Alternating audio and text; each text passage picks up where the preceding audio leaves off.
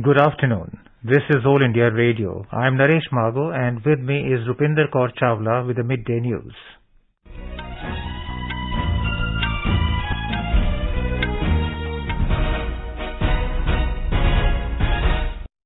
The headlines. External and internal security of the country strengthened under Prime Minister Narendra Modi's leadership, says Home Minister Amit Shah during BJP's National Executive meeting. Prime Minister to address a public rally at Parade Ground in Sikandrabad, Telangana this evening. BJP's Rahul Narvekar elected Speaker of Maharashtra Legislative Assembly, Eknath Shinde government to face floor test tomorrow. Centre amends FCRA allowing Indians to receive up to 10 lakh rupees without informing the authorities. Digital India Week 2022 to be inaugurated by the Prime Minister in Gandhinagar, Gujarat tomorrow. Monsoon covers entire country 6 days ahead of its normal schedule. In cricket, England to resume their first innings at overnight score of 84 for 5 against India on third day of Edgbaston Test, trail by 332 runs. And in Women's Hockey World Cup, India to take on England in their opening Pool B match at Amstelveen this evening.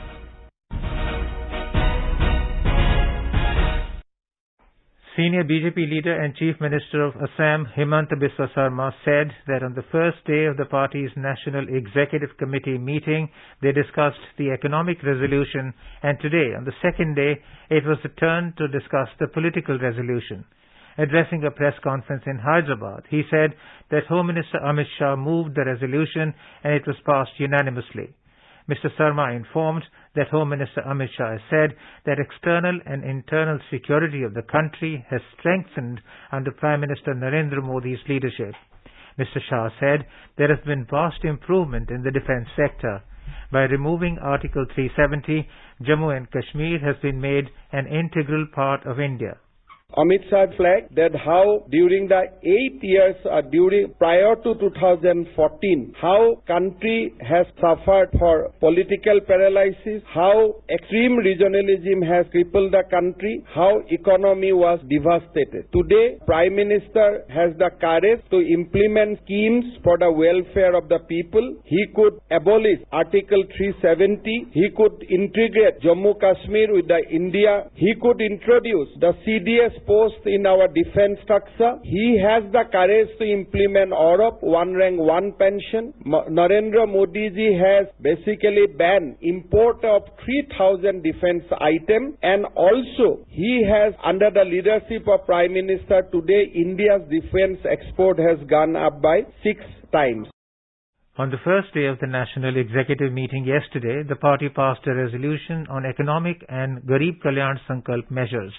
The resolution was proposed by Raksha Mantri Rajnath Singh and supported by Union Minister Piyush Goyal and Haryana Chief Minister Manohar Lal.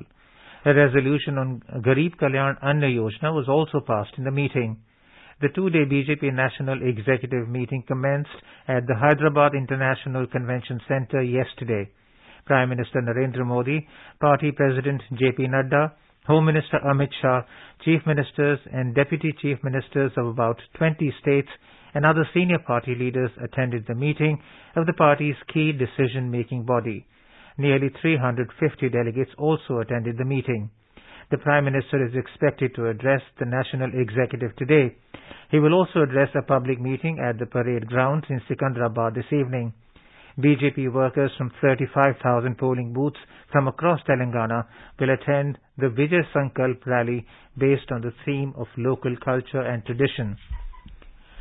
In Maharashtra Assembly Speaker's election, BJP candidate Rahul Narvekar got 164 votes to emerge winner in the race pitted against Mahavikas Aghadi nominee Rajan Salvi. Mr. Salvi got 107 votes.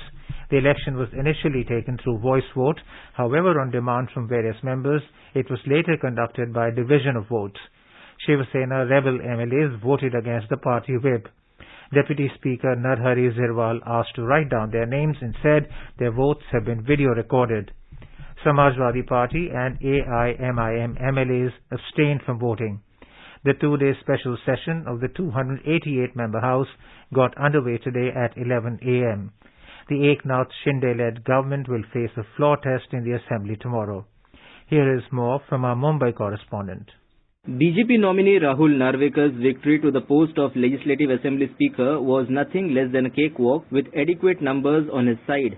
Show of strength by the BJP and Eknath Shinde-led supporter MLAs were among the highlights of the first day of the assembly session. As the Chief Minister and Deputy Chief Minister made their way into the house, the Treasury bench MLAs donning traditional saffron feta, a kind of headgear, shouted slogans of Jai Bhavani, Jai Shivaji and Bharat Mata Ki Jai. After Narvekar was declared as the Speaker by Deputy Speaker Narhare Jirwar, he asked the officials recording the proceedings to write down the names of the MLAs who voted against the whip issued by the Shiv Sena. He also said that the voting has been videographed. After completion of the election process, CM Eknath Shinde, Deputy Chief Minister Devendra Fadnavis and senior legislator of NCP Jayant Patil escorted Rahul Narvekar to the Speaker's chair. Congratulating the newly elected Speaker, Mr. Fadnavis said that Mr. Narvekar is not only the youngest Speaker in the history of Maharashtra Legislative Assembly but also in the history of the country. Meanwhile, on being made the Chief Minister of the state, Mr. Shinde thanked Prime Minister Narendra Modi and said that the dream of late Balasaheb Thackeray and Anandi Ge has been fulfilled. Kunal Shinde, AIR News, Mumbai. Prime Minister Narendra Modi will inaugurate Digital India Week 2022 in Gandhinagar in Gujarat tomorrow. During the program, he will launch multiple digital initiatives aimed at enhancing accessibility of technology, streamlining service delivery to ensure ease of living and giving a boost to startups. The theme for Digital India Week is Catalyzing New India's Decade. The Prime Minister will launch Digital India Bhashini, which will enable easy access to the Internet and digital services in Indian languages, including voice-based access, and help the creation of content in Indian languages. Prime Minister will also launch Digital India Genesis, a national deep tech startup platform to discover, support, grow, and make successful startups in Tier 2 and Tier 3 cities of India. A total outlay of 750 crore rupees has been envisaged for the scheme. He will launch IndiaStack.global, a global repository of key projects implemented under IndiaStack like Aadhaar, UPI, DigiLocker, CoWIN vaccination platform, government e-marketplace, among others. This offering of India to the global public digital goods repository will help position India as the leader of building digital transformation projects at population scale. It will also prove to be of immense help to other countries which are looking for such technology solutions. Prime Minister will dedicate to the citizens My Scheme, a service discovery platform facilitating access to government schemes. It aims to offer a one-stop search and discovery portal where users can find schemes that they are eligible for. He will also dedicate to the citizens Meri Pehchan, National Single Sign-On for One Citizen Login. National Single Sign-On is a user authentication service in which a single set of credentials provides access to multiple online applications or services. Mr. Modi will also announce the first cohort of 30 institutions to be supported under the CHIPS to Startup program. All India Radio, Delhi will broadcast this function live from 4:55 p.m. onwards tomorrow on its FM Gold and Indraprasth channels. In view of the live broadcast, the program Parikrama, scheduled at 4:30 p.m., will be only for 25-minute duration. Prime Minister Narendra Modi will launch the year-long 125th birth anniversary celebration of legendary freedom fighter Alluri Sitaram Raju at Bhimavaram in Andhra Pradesh tomorrow. The Prime Minister will also unveil a 30 feet tall bronze statue of Alluri Sitaram Raju. As part of the Azadi Ka Amrit Mahotsav, the government is committed to giving due recognition to the contribution of freedom fighters and making people across the country aware of them. All India Radio Delhi will broadcast this function live from 11 a.m. onwards on its FM Gold and Indraprasth channels. Born on 4th July 1897, Alluri Sitaram Raju is remembered for his fight against the British in order to safeguard the interests of the tribal communities in the Eastern Ghats region. He had led the Rampa Rebellion, which was launched in 1922. Home Minister Amit Shah will be the chief guest at the celebrations of the 100th International Day of Cooperatives in New Delhi tomorrow. The theme of 100th International Cooperative Day is Cooperatives Build a Better World. Considering the importance of Atmanirbhar Bharat in creating a better world, the Ministry of Cooperation and National Cooperative Union of India are organizing the event with the theme Cooperatives Build an Atmanirbhar Bharat and Better World.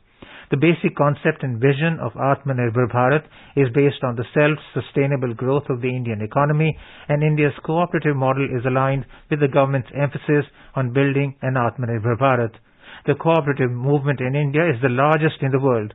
At present, cooperatives with a network of over 8.5 lakh, covering 90% of the villages, are pivotal institutions for bringing socio-economic development for inclusive growth in both rural and urban areas. You are listening to the Midday News on All India Radio. A reminder of the headlines before we move on. External and internal security of country strengthened under Prime Minister Narendra Modi's leadership, says Home Minister Amit Shah during BJP's National Executive Meeting. Prime Minister to address a public rally at Parade Ground in Secunderabad, Telangana this evening. BJP's Rahul Narvekar elected as Speaker of Maharashtra Legislative Assembly, Eknath Shinde government to face floor test tomorrow. Centre amends FCRA, allowing Indians to receive up to 10 lakh rupees without informing the authorities. Digital India Week 2022 to be inaugurated by the Prime Minister in Gandhinagar, Gujarat tomorrow. Monsoon covers entire country 6 days ahead of its normal schedule. In cricket, England to resume their first innings at overnight score of 84 for 5 against India on third day of Edgbaston Test, trailed by 332 runs. In Women's Hockey World Cup, India to take on England in their opening Pool B match at Amstelveen in this evening. For quick news updates round the clock, follow us on our Twitter handle at AIR News Alerts. Competitions की अगर आप कर रहे हैं तैयारी, तो आपके लिए ऑल इंडिया रेडियो लाया है कार्यक्रम अभ्यास, एक ऐसा कार्यक्रम जिसमें आप पूछते हैं सवाल 9289094044 पर या फिर ईमेल करते हैं abhyas.airnews@gmail.com पर, जिसके जवाब एक्सपर्ट देंगे शनिवार रात 9:30 बजे। इस बार का विषय है ज्योग्राफी यानी कि भूगोल और प्रश्न भेजने की अंतिम तारीख है 6 जुलाई। आपके सवालों का हम कर रहे हैं इंतजार। आपका अभ्यास हमारा प्रयास। Welcome back. The Home Ministry has amended the Foreign Contribution Regulation Act (FCRA), giving certain relaxations, such as allowing relatives to send more money to India freely. The amended rule now allows relatives to send 10 lakh rupees without informing the government. If the amount exceeds, the individuals will now have 3 months to inform the government against 30 days earlier. The amended rule also gives more time to organizations to inform the government about opening of bank accounts for utilization of funds received under registration or prior permission category. A provision wherein an organization or an individual receiving foreign funds had to declare such contributions every quarter on its official website has also been done away with. Defence Minister Rajnath Singh dedicated to the nation a number of new manufacturing facilities set up at the Bhanur unit of Bharat Dynamics Limited BDL in Telangana yesterday. They include a warhead facility at the Bhanur unit and a radio frequency seeker facility at the Kanchanbag unit. Mr. Singh termed the inauguration of the manufacturing facilities as a testament to the commitment of the defence public sector undertaking towards strengthening the defence sector and realizing the vision of Atmanirbhar Bharat. He was addressing the researchers, engineers, technicians and staff of BDL.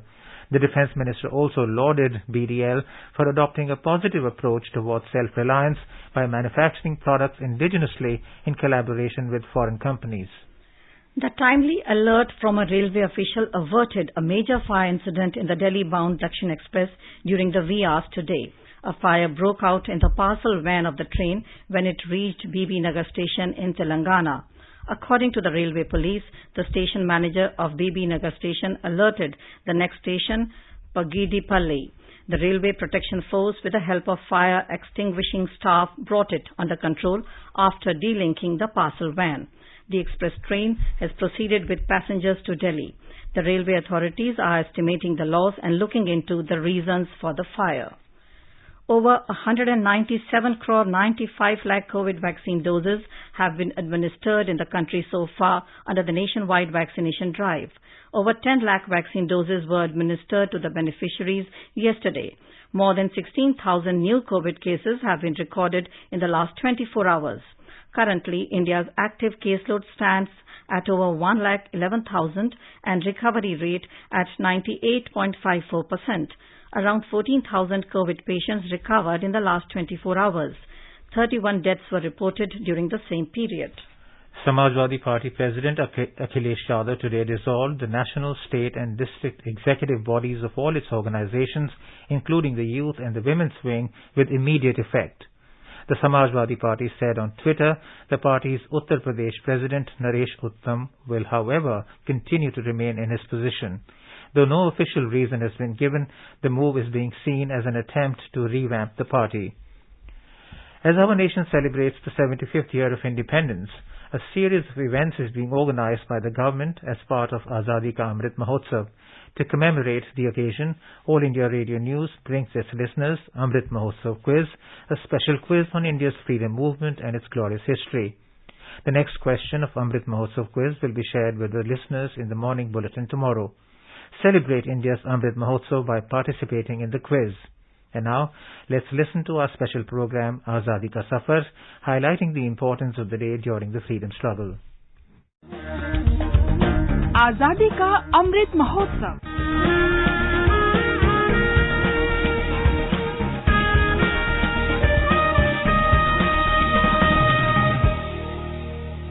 Azadi Ka Safar with AIR News. Birth of a nation. India's glorious freedom struggle is one of the greatest struggles the modern world has ever witnessed. AIR News brings you a glimpse of the struggle every day.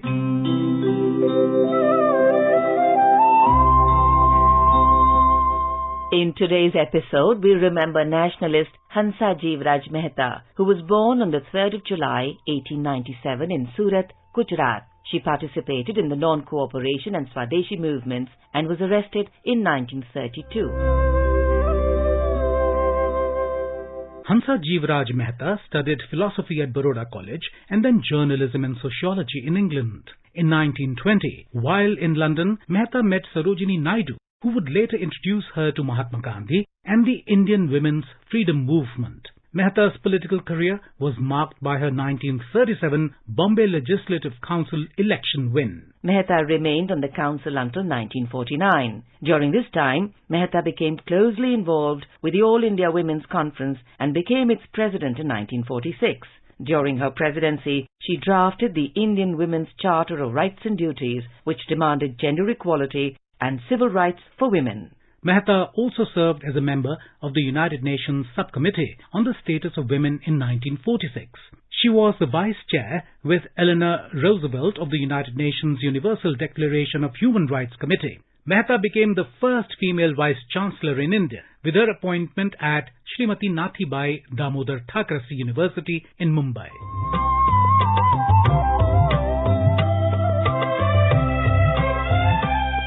Mehta was elected to the Constituent Assembly from Bombay, where she strongly argued in favor of women's rights and intervened in debates on Uniform Civil Code and reservation. Mehta was the Indian delegate to the United Nations Human Rights Commission. She played a significant role in ensuring that Article 1 of the Universal Declaration of Human Rights was made inclusive and is credited with changing the phrase, "All men are born free and equal," to "All human beings are born free and equal." The Government of India awarded Hansajeev Raj Mehta with the Padma Bhushan in 1959. She passed away on the 4th of April 1995. AIR News salutes this great daughter of India. वतन पे जो फिदा होगा, अमर हो नौजवां होगा, रहेगी जब तलक दुनिया, ये अफसाना बयां होगा. We also remember nationalist Maulana Habibur Rahman Ludhianvi, who was born on the 3rd of July 1892 in Ludhiana, Punjab. He participated in the Khilafat and non-cooperation movements and was arrested for his inspiring speech appealing to the people to rise up against the British. He faced imprisonment several times and spent nearly 14 years in different jails of the country. Habibur Rahman Ludhianvi belonged to a family of freedom fighters. His grandfather, Shah Abdul Qadir Ludhianvi, was among the first ones to rise up against the East India Company from the Punjab during the First War of Independence in 1857. His kith and kin also suffered imprisonment, and wife, freedom fighter Shafatunissa Bibi, supported him in spite of the cruel repression unleashed by the British police on her family.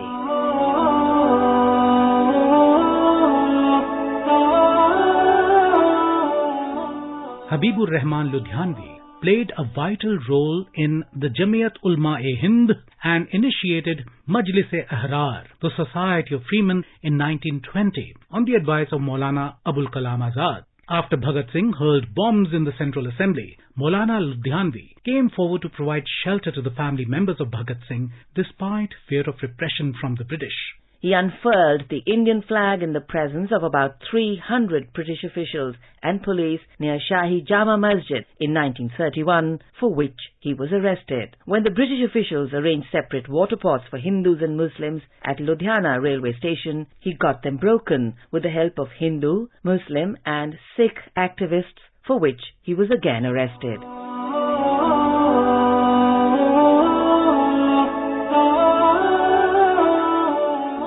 During the turbulent times of 1947, Habibur Rahman left Ludhiana on the advice of his friends because of the hostile environment and took shelter in refugee camps at Delhi. He rejected the divisive politics of Muslim League and stayed back in his native place Ludhiana. Maulana Habibur Rahman Ludhianvi, who was committed to the cause of freedom and independence of the people till his last moment, passed away on the 2nd of September 1956.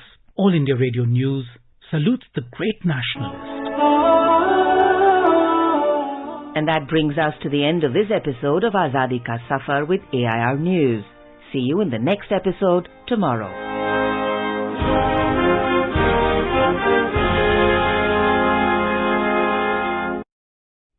In cricket, England will resume their first innings at the overnight score of 84 for 5 on the third day of the rescheduled fifth Test against India at Edgbaston today. At the end of the final session yesterday, the hosts were left struggling with Johnny Bairstow at 12 and Ben Stokes nil at the crease. The hosts are still trailing India by 332 runs. India had an edge at the end of the rain-affected day 2 of the match, with stand-in captain Jasprit Bumrah leading the attack first by power-packed batting, then claiming 3 wickets. Along with this, superb centuries by Ravindra Jadeja and Rishabh Pant took India to a total of 416 in the first innings. Bumrah made unbeaten 31. The England versus India one-off test in the 5th test from last year's tour, which was postponed due to COVID-19. India leads the series 2-1. In the Women's Hockey World Cup, India will face England in the opening Pool B match at Amstelveen in the Netherlands at 8 p.m. India time today. The tournament is being co-hosted by Spain and the Netherlands.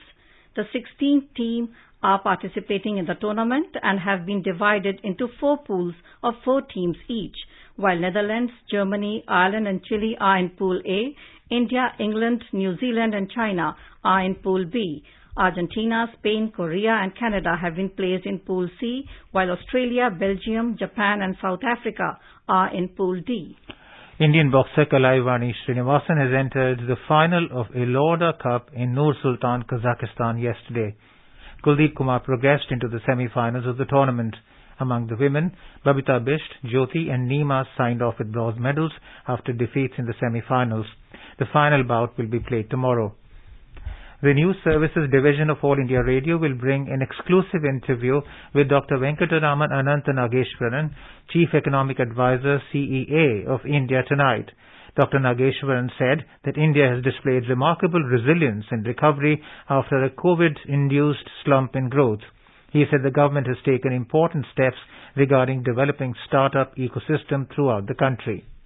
India's startup policy has been evolving very, very steadily in the right direction. So India's startup ecosystem is not confined to the big metros, but it has spread to B and C tier towns and cities as well. And that is the biggest contribution that the government's emphasis on Startup India and Stand Up India has made to creating not just unicorns, but creating a culture of entrepreneurship, creating the ecosystem for entrepreneurship and startup, once again, not among the big cities, but across the country. Dr. Nageshwaran also mentioned India's track record on FDI in the last 8 years has been remarkably different and better than previous decades. As a percentage of GDP or in absolute dollar amounts, the foreign direct investment inflows, even after accounting for Indians investing overseas, the number has significant jump and then a steady progress since 2014. And that is partly due to the attention paid over the last several years on improving India's business conditions, operating conditions through tax reforms, through tax cuts, through decriminalizing Companies Act provisions, etc. All of them have contributed to instilling a sense of confidence among foreign investors on India's growth prospects going forward. The exclusive interview can be heard on FM Gold channel and additional frequencies tonight at 9:30 p.m. This will also be available on our website newsonair.nic.in and on our YouTube channel News on AIR Official. Sri Amarnath Ji Shrine Board has announced online puja, havan and prasad services for devotees who could not make it to the Himalayan Cave Shrine this year. The Shrine Board said the online services can be booked through its website www.shriamarnathjishrine.com or through its mobile application, which can be downloaded from the Google Play Store. The Shrine Board CEO Nitishwar Kumar said puja and havan will be conducted by priests in a devotee's name and he or she can take part in them online. जय बाबा बर्फानी Shri Amarnath ji shrine board की तरफ से हमने एक virtual पूजा हवन की व्यवस्था शुरू की है। इसमें जो भक्तगण बाबा के दर्शन करने के लिए यात्रा करने नहीं आ पा रहे, वो हमारी वेबसाइट पे जाके ऑनलाइन सर्विसेज में जो ऑप्शन है उसमें वर्चुअल पूजा, उसके साथ प्रसाद, 5 ग्राम के सिक्के या 10 ग्राम के सिक्के या हवन के लिए ऑप्शन है, उसमें से अपनी सुविधा के अनुसार, इच्छा के अनुसार बुकिंग कर सकते हैं। मिसाल के तौर पर वर्चुअल पूजा के लिए आपको 1100 रुपए दे के बुक कर सकते हैं। उसी प्रकार अगर आप हवन करना चाहते हैं तो 5100 रुपए दे के आप बुकिंग कर सकते हैं। The southwest monsoon has covered the entire country 6 days ahead of its due date. The Met Department said monsoon has further advanced into remaining parts of North Arabian Sea, Gujarat and Rajasthan. Since 2003, there have been only 5 instances where the monsoon covered the entire country before the 2nd of July. Higher rainfall activity is likely over Odisha, Gujarat, Konkan and Goa in the next 5 days. Monsoon this year is likely to be normal in most parts of the country. Now let us take a look at the weather update for the day. The national capital Delhi is likely to have a generally cloudy sky with light rain or drizzle. The minimum temperature was 26 degrees Celsius, while the maximum is expected to be around 35 degrees. Mumbai is expected to have a generally cloudy sky with moderate rain. Chennai is likely to have a thunderstorm with rain.